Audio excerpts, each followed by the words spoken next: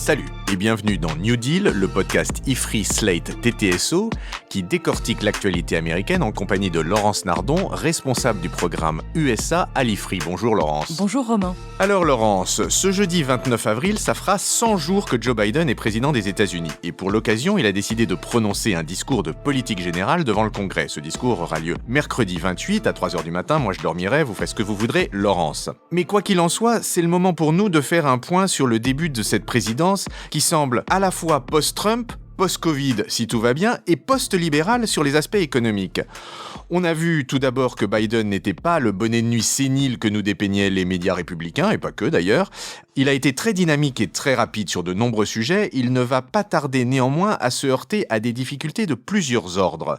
L'opposition venue de la droite, celle venue de la gauche, et les blocages institutionnels du Sénat, sans parler d'une nouvelle crise migratoire et de tout ce qu'on ne voit pas venir. Alors Laurence, est-ce que vous pouvez nous éclairer un petit peu sur la feuille de route de Joe Biden ? Oui, alors ce qui semble vraiment frappant avec cette présidence depuis 3 mois, c'est qu'elle est à la fois post-Trump, vous l'avez dit, mais elle est aussi post-Obama ou même post-Reagan, à vrai dire. Post-Reagan, vous voulez dire sur les questions économiques ? Oui, parce que l'administration Biden a lancé plusieurs plans de relance tout à fait keynésiens et tout à fait énormes.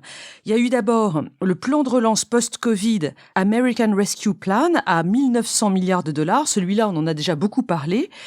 Et le second plan qu'il va annoncer ce soir dans son discours de politique générale, c'est Build Back Better, reconstruire mieux, un plan qui s'est transformé actuellement en 2 projets de loi différents. Le American Jobs Act d'une part et le American Families Act d'autre part.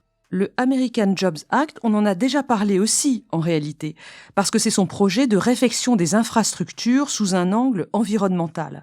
Et là, on parle de 2 à 3 000 milliards de dollars. Ce sont des montants comparables à ceux du programme Apollo dans les années 60 ou au grand programme de construction du réseau autoroutier dans l'après-guerre. La Maison-Blanche décrit ce American Jobs Act comme, et là je vous fais une traduction, un investissement pour l'Amérique qui va créer des millions d'emplois solides, reconstruire les infrastructures de notre pays et positionner les États-Unis pour l'emporter sur la Chine. On notera au passage l'absence de l'Europe dans les puissances désignées par les États-Unis. Mais concrètement, Laurence, est-ce que vous pouvez nous en dire plus sur ce plan ? Oui, il y aura d'une part des programmes concernant les transports, le transport routier avec par exemple la construction de bornes de recharge pour les véhicules électriques sur toutes les routes américaines, mais aussi le transport maritime, le transport aérien et les transports publics dans les grandes agglomérations. Il y aura aussi la réfection des réseaux de distribution d'eau, d'électricité, le Wi-Fi également, l'isolation des bâtiments, tout ce qui concerne les équipements de santé, et puis enfin la remise en place de chaînes d'approvisionnement aux États-Unis. Bon, ok, alors ça c'est pour la remise en état matériel du pays, mais il va aussi s'occuper de ses habitants avec l'American Families Act. Qu'est-ce qu'il y a dans ce plan ? C'est un renforcement de l'État-providence ? Oui, c'est vraiment ce qu'on peut dire. On parle ici des infrastructures humaines. C'est l'expression employée aux États-Unis. Il s'agit d'aider les familles dès la naissance des enfants pour lutter contre les inégalités et notamment les inégalités raciales parce qu'elles se mettent en place très très tôt. Je vous rappelle d'ailleurs que la raison pour laquelle aux États-Unis, on n'a pas vu se mettre en place une sécurité sociale publique ou des congés de maternité fédéraux dans l'après-guerre, c'est parce qu'il y avait une vision très raciste de la redistribution sociale. C'est-à-dire qu'à l'époque, les élus qui étaient majoritairement blancs n'ont pas voulu mettre en place un système de redistribution qui aurait bénéficié en majorité aux minorités noires dans le pays. Et c'est pour ça que cet American Families Act, il devrait vraiment avoir un effet sur la division raciale du pays. Un acte fondateur alors ? Absolument. Et alors donnez-nous un peu une vue du détail de cet acte. On parle de 225 milliards de dollars pour la garde d'enfants, 225 milliards pour les congés maternité, donc, et plus largement les congés maladie, 200 milliards pour l'école maternelle, 300 milliards aussi pour l'éducation et notamment la gratuité de ce qu'on appelle les community colleges aux États-Unis, c'est-à-dire des collèges publics au niveau local qui proposent un diplôme en 3 ans et qui bénéficient énormément aux pauvres et aux classes moyennes dans le pays. J'ajoute que c'est le projet de cœur de Jill Biden, l'épouse du président. Il y a aussi de l'aide pour de meilleurs programmes d'aide alimentaire, un meilleur accès à Obamacare et un crédit d'impôt enfant plus généreux et prolongé jusqu'en 2025. Ouais, effectivement, c'est immensément ambitieux. Et du coup, on imagine que l'aile gauche du Parti démocrate doit être ravie, non ? Elle l'est en effet. Elle regrette quand même qu'on ne voit toujours rien arriver sur le prix faramineux des médicaments aux États-Unis. Je suppose que les lobbies de Big Pharma sont à la manœuvre. Elle souhaiterait aussi, mais peut-être qu'on y viendra dans le futur, une refonte du système de chômage aux États-Unis. La grande question quand même, c'est comment est-ce qu'on va payer pour tous ces montants colossaux ? Dans le discours que Biden va faire, il devrait annoncer une hausse des impôts sur les plus riches dans le pays. C'est-à-dire qu'on va vraiment avoir un retournement de la politique fiscale qui était en place depuis Reagan et qui visait à alléger les impôts pour les plus riches pour que leur fortune ruisselle sur le reste de la société. Rappelez-vous la trickle-down theory dont on sait maintenant qu'elle n'a pas fonctionné. Il devrait donc annoncer ça. On a aussi parlé de la taxe sur les entreprises, l'IS, l'impôt sur les sociétés, qui repasserait de 21 à 28%. Et puis ces derniers jours, Bloomberg a rapporté que ce plan Biden doublerait l'impôt sur les plus-values du capital pour les amener à 39,6% pour les catégories les plus riches. On est donc vraiment dans une rupture avec le cycle fiscal qui s'est étendu de Reagan jusqu'à la réforme fiscale de Trump de 2017, en passant par Clinton et Obama, bien entendu. Alors, puisque vous parlez de Reagan, j'imagine que les républicains, eux, sont pas totalement emballés par tout ça.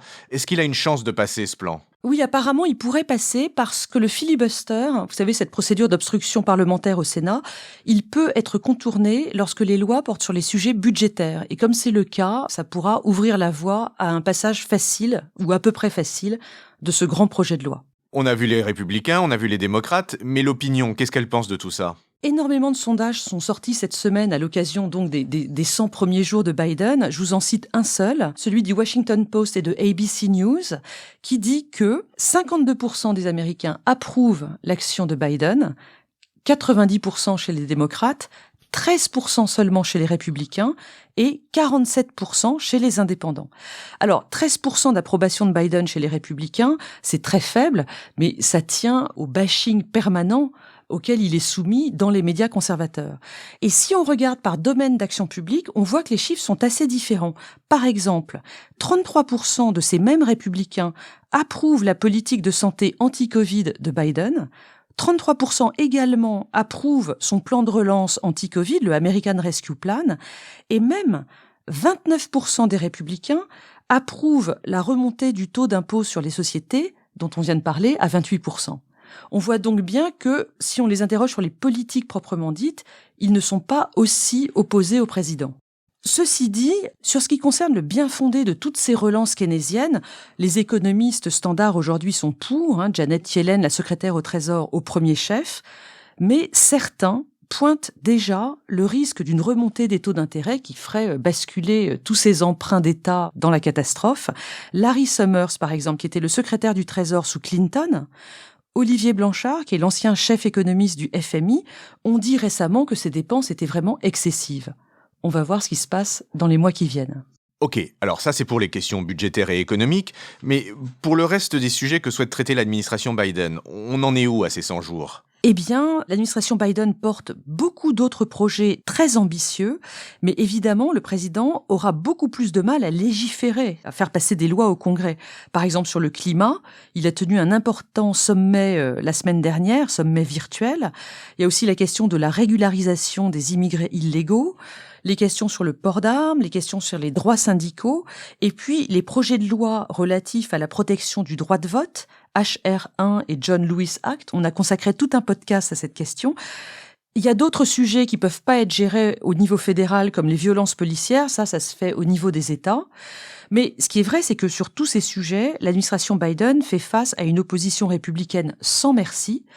Et donc, le président devra sans doute se résoudre à agir par décret, les décrets ayant une portée beaucoup plus faible, beaucoup moins ambitieuse, et puis par ailleurs, évidemment, ils peuvent être renversés par le prochain président républicain. Mais alors toujours à propos de cette opposition républicaine, bon, maintenant Trump n'est plus là, est-ce qu'on voit une baisse dans l'agressivité ? La première chose à dire là-dessus, c'est que le style Biden très apaisé et l'absence de tweets de Trump, vraiment, ça fait baisser la tension dans le débat politique américain. Par ailleurs, les sommes versées par le premier plan Covid de Biden, ça réconcilie les Américains avec le gouvernement fédéral.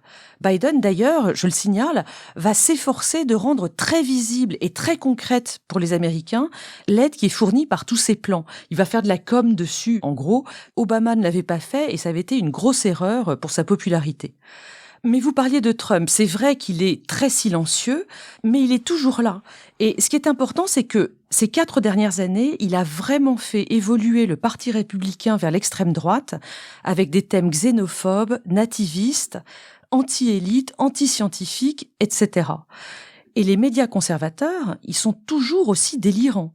Ils continuent par exemple à soutenir que l'élection de novembre a été volée, ce qu'on appelle maintenant le big lie, le grand mensonge de la droite américaine.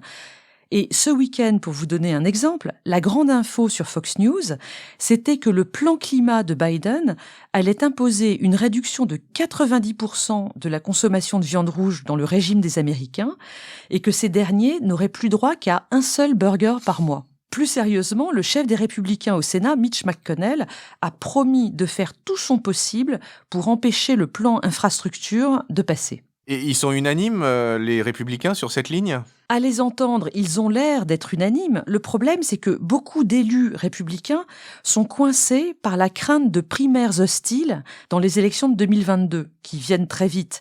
Et du coup, ils sont obligés de suivre la ligne Trump. Et ça, d'autant plus que Trump a récolté énormément d'argent pour une éventuelle prochaine campagne. On estime qu'il en a 3 fois plus que les instances du Parti républicain. Bon, et chez les démocrates, vous me disiez que l'aile gauche était plutôt ravie. On est en pleine lune de miel ? Eh bien, actuellement, côté démocrate, le problème le plus immédiat, il vient plutôt du centre, avec le sénateur Joe Manchin de Virginie-Occidentale, qui s'oppose par exemple à la remontée de l'impôt sur les sociétés à 28%. Il est également très réticent face au projet sur les infrastructures humaines, le American Families Act. Et ça, c'est pas très étonnant parce que comme il vient de Virginie-Occidentale, qui est un État du Sud, on peut penser qu'il y a des arrière-pensées raciales dans son attitude vis-à-vis de ce projet de loi. Donc ça, c'est le centre dans sa version sud, qui est quand même spécifique. Mais à la gauche du parti, comment ça va ? Pour l'instant, on pourrait presque parler de lune de miel, en effet, mais l'entente est quand même fragile. Je vous donne un exemple très récent sur l'immigration. Le 16 avril, l'administration Biden a annoncé le nombre de réfugiés qui seraient accueillis pour 2021, et ce nombre, c'était 15 000, le même que sous Trump. Les réfugiés, je vous le signale au passage, ce sont les gens qui instruisent leur dossier depuis leur pays de départ. Ce ne sont pas les demandeurs d'asile qui se présentent à la frontière sud. Quoi qu'il en soit, ce chiffre de 15 000 a fait scandale à la gauche du parti. Le même jour, l'administration a donc reculé et a annoncé qu'elle donnerait le vrai chiffre pour le 15 mai. Elle fait donc très attention à ne pas froisser la gauche du parti. Un autre sujet que les Bernie Sanders et Alexandria Ocasio-Cortez, cette élue très à gauche de New York, vont surveiller, c'est celui de la politique étrangère. Parce que les équipes de Biden, pour le coup, ce sont vraiment des diplomates traditionnels, ce qu'on appelle le blob. Ils sont pas forcément très à gauche. Et donc, l'aile démocrate du parti va regarder de près ce qui se fait dans ce domaine. Justement, pour terminer sur cette question, on a vu que Biden annonçait un retrait d'Afghanistan d'ici le 11 septembre prochain. C'est quoi les grandes lignes de la politique étrangère Biden ? Eh bien, sur l'Afghanistan, en effet, le retrait qui a été annoncé, il correspond bien aux souhaits de la gauche du parti. Mettre fin aux guerres sans fin, entre guillemets, et ramener les boys à la maison. De fait, sur l'Afghanistan, il n'y avait pas de bonne solution parce que soit les Américains restent sans aucune limite de temps pour maintenir un semblant de stabilité dans ce pays, soit ils partent avec les risques de terrorisme que ça implique. On a vu à Washington l'approbation du think tank anti-interventionniste Quincy Institute et d'autre part quelqu'un comme John Bolton, vous savez, ce conseiller de Trump très interventionniste qui pousse des cris d'orfraie parce qu'il juge que le départ d'Afghanistan c'est une catastrophe pour les États-Unis. Mais plus largement, c'est vrai qu'à l'heure actuelle, il y a des axes un tout petit peu contradictoires dans la politique étrangère de Biden, avec d'un côté une tentation de repli et de l'autre le maintien d'une présence morale. Pour ce qui est du repli, on est là sur ce programme de politique étrangère pour les classes moyennes, avec donc la fin des engagements militaires dans le monde, une pratique beaucoup plus raisonnée du libre-échange et une grande fermeté face aux pratiques commerciales de la Chine. Mais on a aussi le retour au messianisme wilsonien avec une restauration de la position morale des États-Unis. Regardez par exemple la déclaration de Biden de samedi 24 avril sur le génocide arménien, c'est vraiment une première. Il a aussi annoncé un projet de sommet des démocraties sur la démocratie. Il y a la reprise des négociations avec l'Iran et puis une grande fermeté vis-à-vis de la Russie et de la Chine sur les questions de droits de l'homme.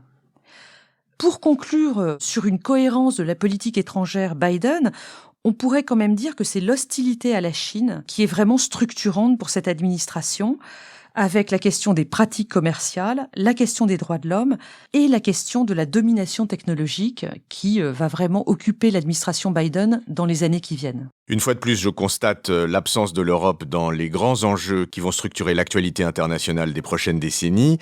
Ce qui ne nous empêchera pas, Laurence, vous et moi, de continuer à suivre l'actualité américaine de notre fenêtre. Et pour ça, je vous dis à la semaine prochaine. À la semaine prochaine, Romain.